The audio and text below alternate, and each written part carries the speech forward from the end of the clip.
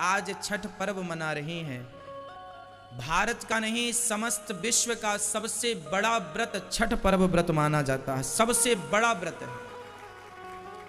हर व्रत एक दिन का होता है, लेकिन छठ पर्व 3 दिन का होता है। और तीनों दिन निराहार रह करके, एक छठ पर्व ही ऐसा पर्व है जिस पर्व में उगते सूरज से लेकर डूबते सूरज को प्रणाम किया जाता है।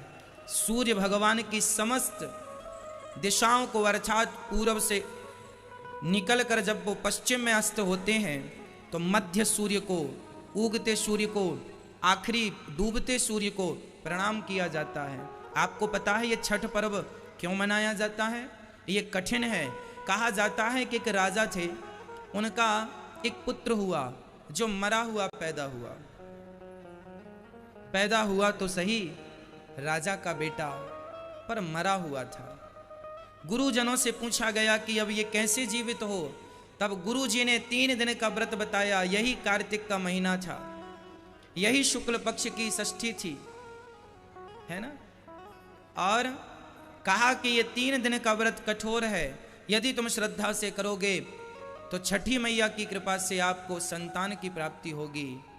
पुत्र को वहीं सामने लिटाकर राजा रानी ने बड़ी श्रद्धा से छठी का पर्व पूरा किया। और सूर्य भगवान की आराधना इस व्रत में मानी जाती है। सूर्य आराधना की, जिसके कारण उनका 3 दिन में मरा हुआ पुत्र जीवित हो गया था। यह षष्ठी मैया की कृपा है। यह पुत्रों की दीर्घ आयु के लिए व्रत रखा जाता है।